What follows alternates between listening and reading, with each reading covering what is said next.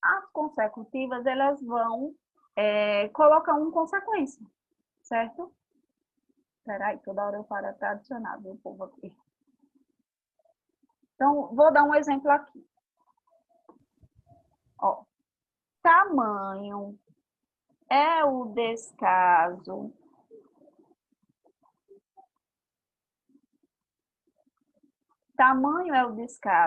do governo, Professora, Oi.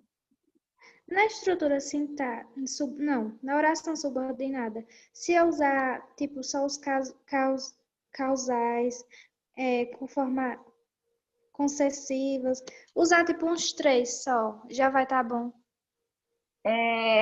Não dá para eu estipular aqui uma quantidade.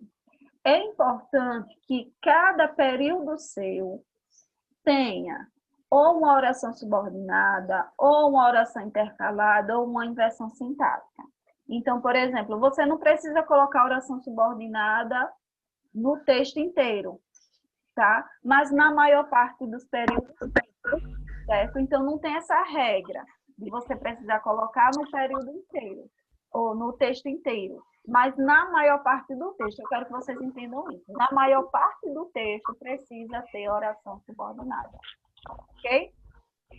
Ok. Deixa eu ver onde eu estava. Aqui.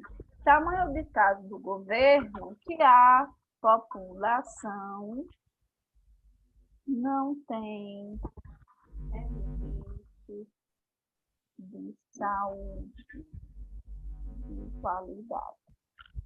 Observe.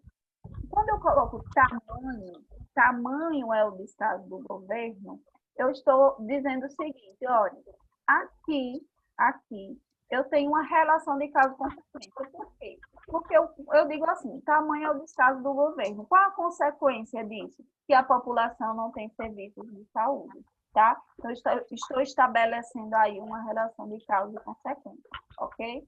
Só que aqui eu coloquei como tamanho, mas tem outros, tá?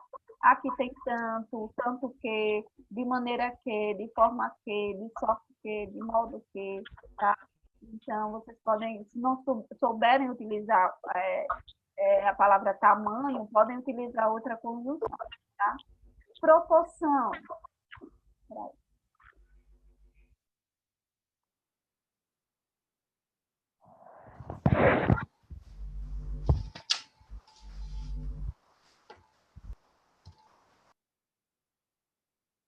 Vamos lá. Deixa eu ver se eu botei para gravar. Botei. Proporção. A proporção que, ao passo que, a medida que.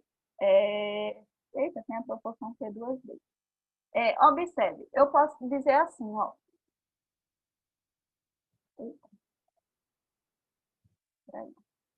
À medida que deixa eu ver, a sociedade avança, os problemas sociais aumentam, tá? O que é que eu estou dizendo? Que na proporção, né, que a sociedade vai avançando, os problemas sociais também avançam, tá? Temporais, esses são legais, gente, quando vocês forem colocar alusões históricas, certo? Vocês podem colocar depois que, desde que ocorreu isso, né? Cada vez que acontece isso, então vocês, quando, né? Então, é legal essas temporais vocês utilizarem quando forem colocar os contextos históricos que vocês costumam utilizar, tá? Finais, vocês já usam, né? A fim de quê, para quê, com o objetivo de, né? Vejam que aqui, gente, eu tenho alguns exemplos, não tem todos. Esses aqui eu não vou colocar exemplos, não, porque eu acho tão óbvio, né? E tem os integrantes. As conjunções integrantes são aquelas que ligam orações subordinadas, lógico, tá? E são aquelas que a gente costuma utilizar com mais frequência. Então, a gente usa muito o que, né? Por exemplo, é necessário que aconteça isso, né? Então, a gente costuma usar com mais frequência. Mas se não souberem usar, esse aqui podem ignorar, tá? É só para vocês saberem que existe. Mas quando vocês usam o que, vocês usam de forma tão automática que não precisa nem saber para que serve, tá? Então, se joguem aí, não precisa se preocupar com isso não, tá? Sobre as conjunções, sobre a oração subordinada, deu para entender, gente? Eu quero deixar claro uma coisa aqui, olha. A pergunta de Joyce foi muito importante. Ela disse assim, professora, se eu utilizar 3 desses no meu texto inteiro, tá bom? Gente, não dá, eu vou enfatizar, tá? Eu achei a pergunta dela muito pertinente. Não dá para a gente contabilizar, certo? Mas eu quero que vocês entendam que na maior parte do texto precisa haver oração subordinada. A oração coordenada não costuma ser considerada uma boa estrutura sintática. Precisa ser as orações subordinadas, tá? Então, é muito importante que na maior parte do texto você tem. Professor, então eu não vou usar oração coordenada, né? Eu só vou usar oração subordinada. Não significa isso não, gente. Significa que na maior parte do texto tem que ter oração subordinada, certo? Então, por exemplo, se tiver pouco, o avaliador vai contar, tá? Ele vai contar, ele vai dizer, olha, aqui foi nível 4 porque eu só achei 2 orações subordinadas. Ele vai justificar, se ele precisar justificar, né? Ele vai justificar assim, olha, aqui só tem 2 orações subordinadas. Então, não é nível 5 não, porque a estrutura sintática não é tão boa. Oi. Então, no caso, ele iria tirar a nota da competência 4 ou 1? Dá 1. Dá 1. Certo? É claro que isso também lhe auxilia na 4, né? Porque, veja, são conjunções. Só que o que é que eu quero que vocês entendam? O seguinte, na competência 4, ele olha se você usou e olha se você soube usar, né? As conjunções, né? Na competência 1, ele vai olhar como foi que você estruturou as suas orações e os seus períodos. É diferente, tá certo? Claro que se você já está ligado, que vai colocar oração subordinada, que vai colocar essas conjunções, isso já vai lhe ajudar. Isso já vai lhe ajudar bastante na competência 4, tá?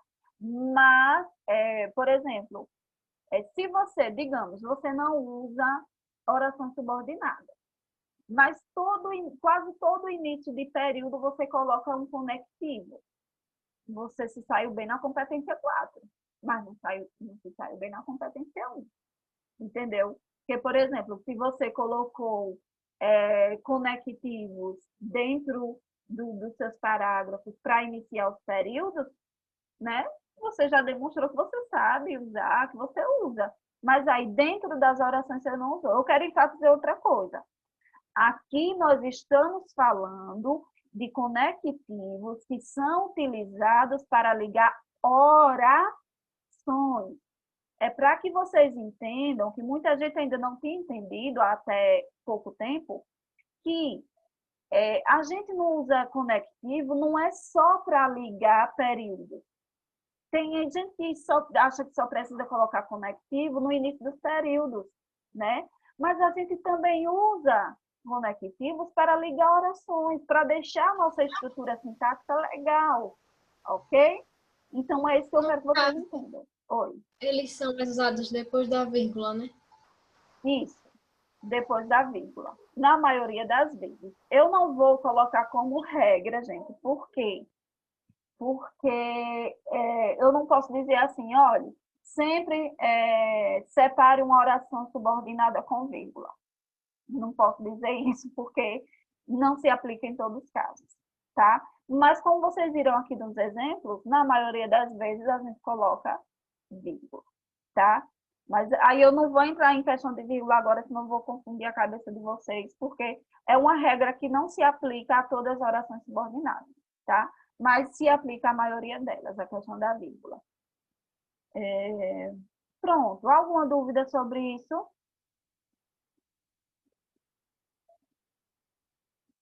Alessandra, você ia falar alguma coisa? Vou continuar então. Se for surgindo aí alguma pergunta, vocês falam, tá? Quando apresenta o repertório, você pode colocar segundo, conforme, consoante, viu? Mas lembre que, quando você coloca segundo fulano, essa conjunção não está ligando os períodos, não. Ela está ligando as orações. Deixa eu colocar aqui no exemplo que eu coloquei Rousseau. Consoante Rousseau, a sociedade, blá, blá, blá, blá, blá, blá. Observe. Quando eu digo consoante Rousseau, veja que aqui, digamos que eu tenho um ponto, né? Aqui eu tenho alguma palavra, certo? Aqui eu tenho um ponto. Não é assim que vocês usam? Aqui tem texto, né? Aqui tem o consoante. Eu quero que vocês observem o seguinte, Quando eu coloco consoante Rousseau, esse consoante aqui, ele está ligando essa oração aqui com essa da frente. Esse consoante não está ligando os períodos. Esse período está solto do mesmo jeito, tá? Ele está solto, o período está solto.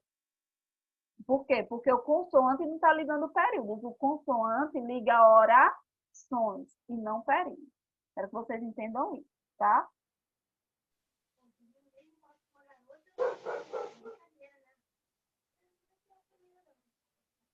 Vamos lá para o próxima situação que vai deixar a estrutura sintática de vocês legal.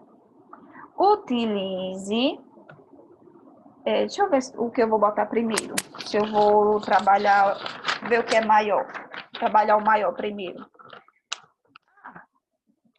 Vou colocar as inversões sintáticas. Gente, isso aqui. Quando eu disser isso aqui, como é que vocês vão fazer as inversões sintáticas no texto de vocês? Vocês vão dizer assim, eu não acredito que era só fazer isso. Vocês vão me xingar, vocês vão dizer assim, por que a professora não me disse isso antes? Meu Deus, fazer inversão sintática é só fazer isso. Vocês vão me xingar. Porque nem eu sei explicar por que eu não pensei em ensinar dessa forma, mas nunca é tarde, tá? O que é que vocês vão fazer? Vocês vão iniciar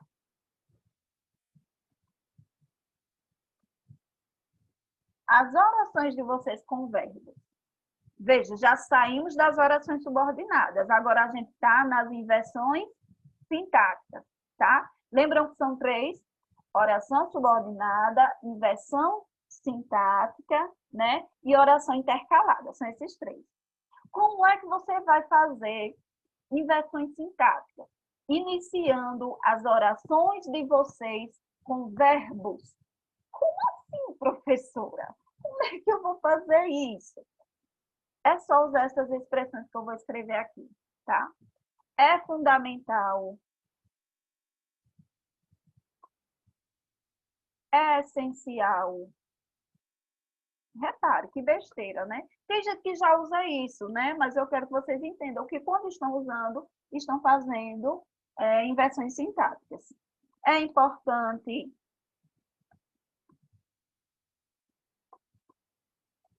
é imprescindível,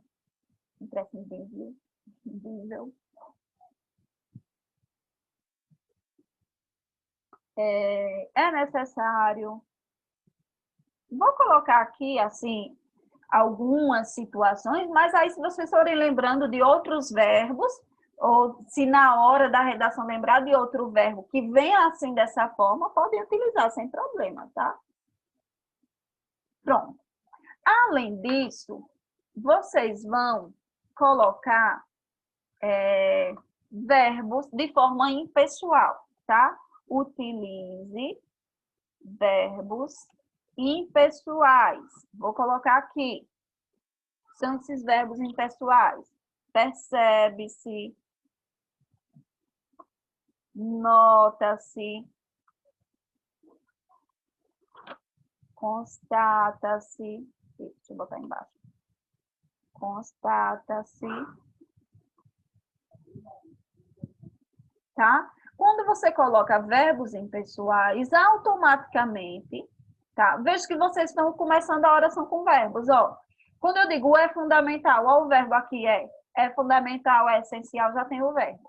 Quando eu coloco o verbo impessoal, né, com esse se, com essa partícula se, eu também estou começando com o verbo, né? Percebe-se, nota-se, constata-se. Se lembrarem de outro verbo que vocês costumam usar com o se, acompanhado do se, vocês podem colocar também, tá? Mas lembre, ele precisa ter a partícula se para ser impessoal, ok? E também você pode utilizar outras expressões. No final, pode usar. No último parágrafo, pode usar. Verifica-se, portanto, vai estar sendo assim. Pode sim, tá ótimo. Infere-se, né? Pode colocar. Outras expressões que vocês podem utilizar. Cabe-ao ou cabe-a.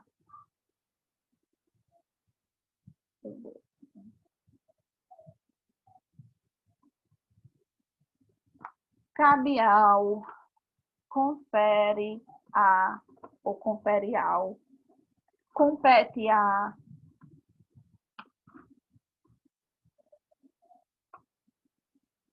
Ok. Se acharem outro verbo que tem aqui esse sentido, podem utilizar também, certo? Isso aqui vocês podem utilizar lá na proposta de intervenção, né? Que vocês gostam de colocar. Cabe ao governo, confere ao governo a responsabilidade de não sei o que, não sei o que. Compete ao governo fazer isso, isso e isso, tá? Então, fica legal também, vai ser uma forma de utilizar verbos impessoais, não, né? De utilizar inversão sintática. Então, vai começar a oração aqui com o verbo, tá? E aí, gente? Gostaram dessa dica? Vai ficar mais fácil agora?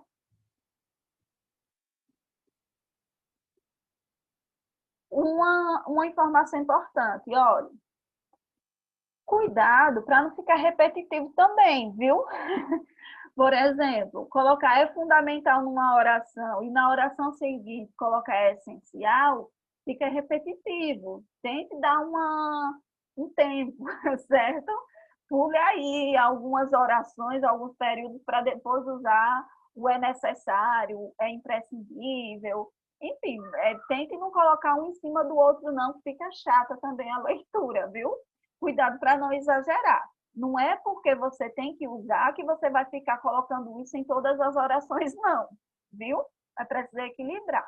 Professora, como é que eu vou saber se está equilibrado? Usando. Aí, na redação que eu for corrigir e mandar para vocês, eu digo, olha, dizer que você está usando está pouco, ou dizer que você está usando está muito. Mas dá tempo da gente ajeitar isso, viu? Não se preocupe. E aí, até aqui tudo bem? Jússi, Oi. às vezes eu costumo trocar o uma vez que com o de modo que, só que eles são totalmente diferentes, né? O sentido. O de modo que, eu já vi ele sendo utilizado das duas formas que você usa. Tanto como uma justificativa, né? Uma justificativa não, aqui como uma causa, né? Cadê? Sim. Algumas pessoas usam ele aqui como causa, né? E usam ele, deixa eu achar ele aqui. Ele está como o que mesmo, de modo que? Consequência, né? Consequência. Então, ele aparece às vezes como causa e às vezes aparece como consequência. Eu não vejo diferença. Por quê? O que vai mudar é apenas a ordem. Por exemplo, quando você coloca o de modo que, a consequência vai ser o que você colocou nessa oração que está com ele. E a causa vai estar na oração anterior. Entendeu? Mas a relação vai continuar sendo entre causa e consequência. Então, acho que é por isso que ele costuma ser usado nas duas situações. Porque, de qualquer forma, a relação de sentido que se estabelece entre as duas orações vai ser sempre causa e consequência. A diferença é que, quando eu coloco de modo que, significa que a consequência é aquilo que eu coloquei depois do de modo que, né? E a causa é o que está lá antes. A diferença é essa. Mas não se preocupe não, menina. Eu acho que nem os gramáticos chegam num consenso. Inclusive, já vi redações notas 1000 utilizando de modo que nesse sentido. Então, não tem problema não. Mas, na dúvida, se assim está com medo de usar, faz a substituição, então, tá? Mas a relação de sentido vai ser a mesma. Certo.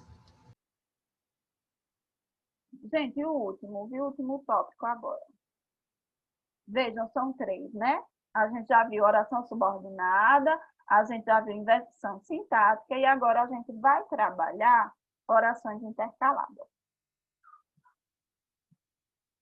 Eu já trabalhei isso em aula, já trabalhei isso na oficina desse ano, mas vamos revisar. Como é que você vai utilizar orações intercaladas? Utilizando aposto, orações adjetivas explicativas e conectivos intercalados. Vou explicar, viu? Gente, o aposto não é sempre uma informação que você acrescenta sobre algo que você disse antes, né? Então, por exemplo, eu coloco assim, a juventude brasileira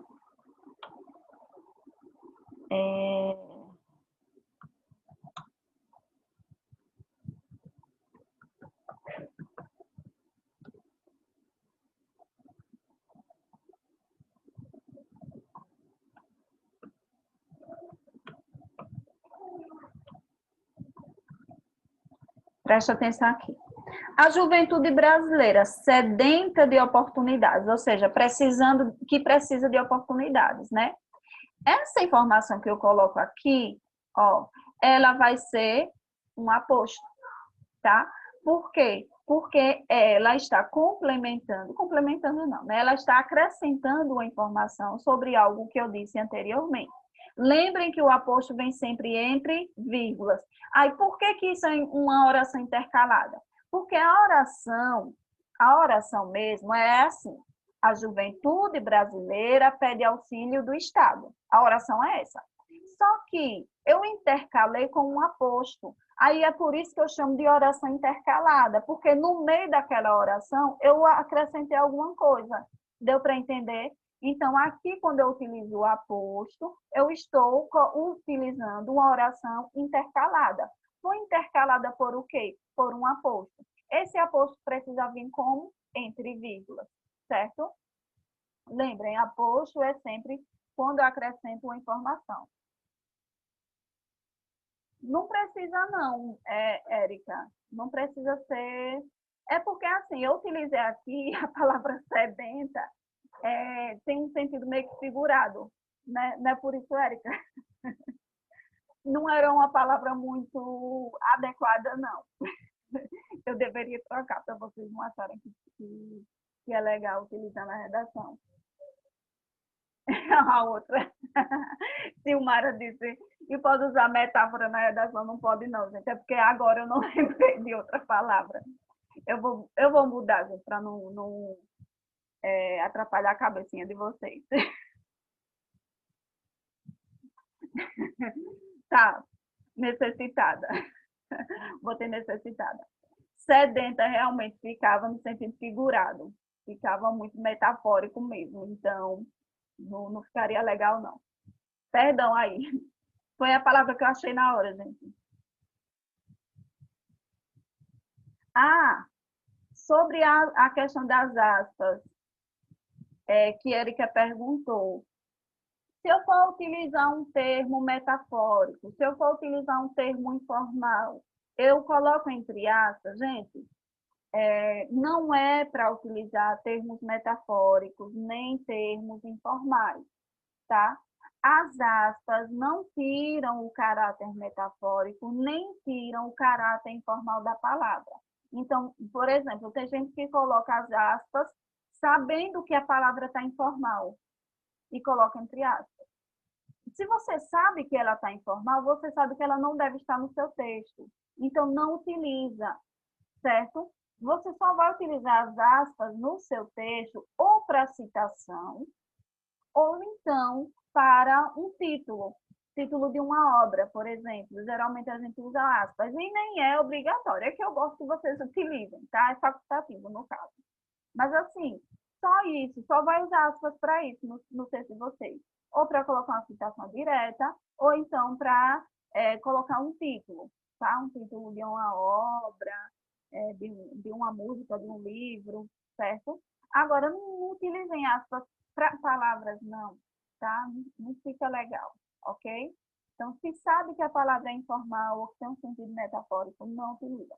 Perdão, vou pedir perdão mais uma vez, foi a palavra que me veio na cabeça.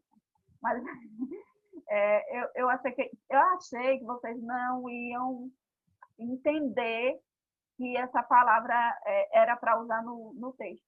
Eu achei que vocês iam prestar mais atenção na questão da estrutura sintática, mas vocês são muito sabidos. Mas, assim, não utilizem, tá? Se eu fosse realmente utilizar aqui sedenta, não ia ficar legal, porque sedento está relacionado, se for no sentido de origem, é de sede, né? Tem sede, e é metafórico. Orações adjetivas explicativas. Gente, as orações adjetivas explicativas, o nome já está dizendo, tá? Ela vem atribuir uma característica ao que você disse anteriormente, tá? E como é que eu sei que ela é explicativa? Só com a pontuação, que você vai dar o caráter explicativo a ela, tá? As orações adjetivas explicativas vêm sempre entre vírgulas, tá? Eu vou pegar essa mesma informação aqui e eu vou colocar como oração explicativa. Repare, a juventude que está necessitando de oportunidades pede auxílio do Estado. Repare, viu? A juventude que está necessitando de oportunidades. Eu estou dando uma característica a quem? A juventude. É por isso que eu chamo essa oração de adjetiva. E por que ela é explicativa? Porque ela está entre vírgulas. Se eu tirar essa vírgula aqui, eu já mudo o sentido da minha oração e já vai deixar de ser explicativa, ela vai ser restritiva. A juventude que está necessitando de oportunidades, ou seja, eu só estou falando daquelas que necessitam de oportunidades, eu não estou falando da juventude de maneira geral. Mas quando eu coloco a vírgula, eu estou dizendo o seguinte, a juventude toda que está necessitando de oportunidades, ou seja, toda a juventude necessita de oportunidades. Então, observem que a vírgula faz total diferença aqui na relação de sentido, tá certo? Deu para entender por que é explicativa e por que é adjetiva?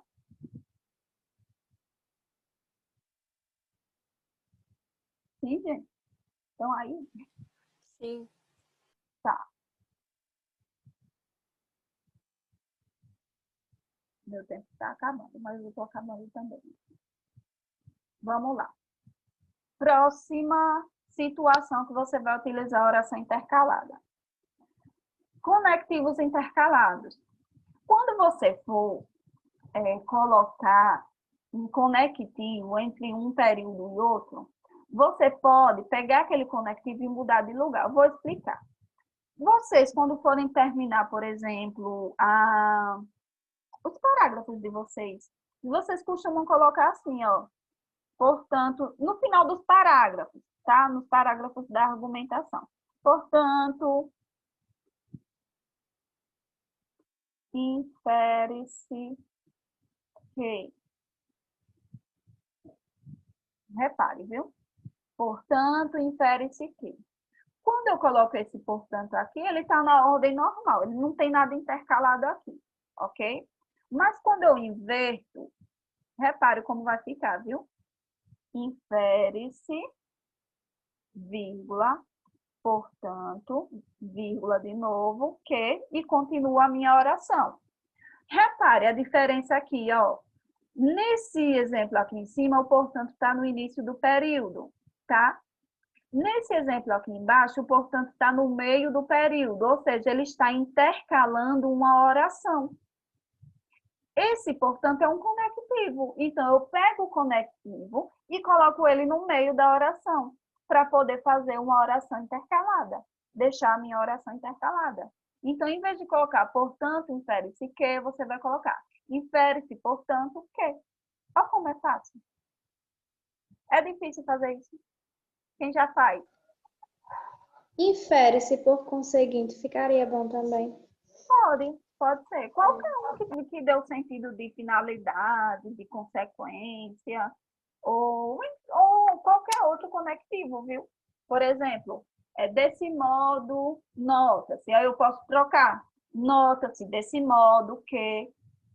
Aí já vai estar fazendo duas coisas ao mesmo tempo. Já vai estar colocando aqui uma inversão sintática e já vai estar também utilizando uma oração intercalada. Tudo dentro de uma oração só, é que chique. Certo? E aí, gente? Vocês acham que vai ajudar vocês a melhorar a clareza das ideias de vocês, a melhorar a estrutura das orações dos períodos de vocês? Ou quando eu expliquei ficou tudo assim, teórico? Conseguem visualizar como é que vocês vão fazer isso? E aí? Sim, eu entendi. Tudo certo. Sim.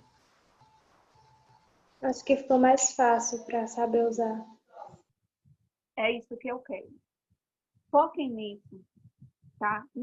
Eu estou falando, hoje a aula é com todo mundo. Aqui eu tenho turma intensiva, aqui eu tenho a turma dos veteranos, enfim, está todo mundo junto. Tem a turma dos novatos, do início do ano, enfim, está todo mundo junto. E todo mundo precisa disso, tá? Independente do nível que você está, independente de você estar no nível 3 na competência 1 ou estar no nível 4. Todos vocês estão precisando disso, tá? Então, quem está no nível 3, se fizer isso, vai para o nível 4. Claro que também precisa melhorar os desvios gramaticais, diminuir, né? Não é só isso, mas já ajuda bastante. E quem está no nível 4, gente, tem uma possibilidade aí de ir para o nível 5. E vou dizer uma coisa para vocês. Tem gente que acha impossível fechar a competência 5. Gente, deixa eu explicar uma coisa. Já disse isso, mas eu vou repetir. Observe. Se você tem uma estrutura sintática regular, eu disse isso hoje, mas eu vou enfatizar. Você tem uma estrutura sintática regular e você não comete desvios, sabe? Você manja tudo de acentuação, de vírgula, de concordância, de tudo, tá? Você não tem. Ou então, quando tem desvio, é 2, 3, pouquíssimos, tá? Aí você fica pensando, eu não vou fechar a competência 4 nunca, porque eu sempre tenho 2, 3 desvios. Mas veja, se você tem 2, 3 desvios, digamos 3, né? Porque com 2 ainda fecha. 3, 4 desvios. Por exemplo, tem uma falha de vírgula, tem uma de acentuação, tem uma de concordância e tem uma de regência, tá? Na competência 1. Mas você tem uma estrutura sintática excelente, ou seja, suas orações e seus períodos estão maravilhosos, o que é que vai acontecer? Eu estou falando de probabilidade, tá, gente? Não é regra, não. O que é que pode acontecer? Pode acontecer de um avaliador, dos 4 desvios, só achar 2, tá? O outro avaliador vai ver os 4, ou vai ver pelo menos 3. O que é que vai acontecer? Aquele que só viu 2 e viu que sua estrutura sintática estava excelente, ele vai lhe dar 200. Aquele que viu os 4 ou viu 3 e também viu que sua estrutura sintática está excelente, ele vai lhe dar nível 4. Ele vai lhe dar 160. Quando for tirar a média, vai ficar o quê? 180. Vocês estão entendendo a lógica? Então, você vai dizer, professora, eu não fecho Eu não vou fechar nunca, eu não tiro 1.000 na redação porque eu não vou fechar. Você pode não tirar 1.000, mas um 980 não está legal, não? Né? Porque as outras competências dá para fechar tranquilo. Dá para fechar tranquilamente, gente, certo? Agora, a competência 1, dá para fazer um esforço para conseguir um 180. Para um avaliador fechar os 200 e o outro dar os 160, aí fica uma média de 180. Você fecha a sua nota final com 980. Entenderam? Ano passado só teve uma aluna no curso que tirou 980. Vocês acham que essa aluna tem uma gramática perfeita? Não. Tinha erro de vírgula no texto dela? Tinha, certo? Poderia ter tido alguma falhinha lá de acentuação, esqueceu de um acento? Tinha, com certeza tinha. Mas por que ela tirou 980? Um deu 200, um deu 160. Ou seja, um viu os erros e o outro passou batido. Deu para compreender? Por que passou batido? Porque a estrutura sintática estava tão boa, mas tão boa, mas tão boa, que ele se passou lá naquele acento, naquela vírgula. É isso que eu quero de vocês. Apresentem uma estrutura sintática legal. Eu dei esse exemplo aqui entre o nível 4 e o nível 5, mas isso vale também para quem está no nível 3. Por quê? Quando você escreve com uma estrutura sintática legal, acaba que seus erros são um pouquinho meio que camuflados, sabe? Você causa tão boa impressão, né, que o avaliador, ele, né, em algum momento ali, ele não vai nem perceber aquele acento, até porque ele só vai ler uma vez, gente. É difícil um avaliador ler 2, 3 vezes. Entendido, gente? Eu vou finalizar aqui, a gente vai voltar, mas a gente vai voltar, não vai demorar, não. Tá? É só para eu finalizar aqui com dignidade. Tá? Então, eu vou finalizar e a gente retorna, certo? Vou fechar aqui com vocês.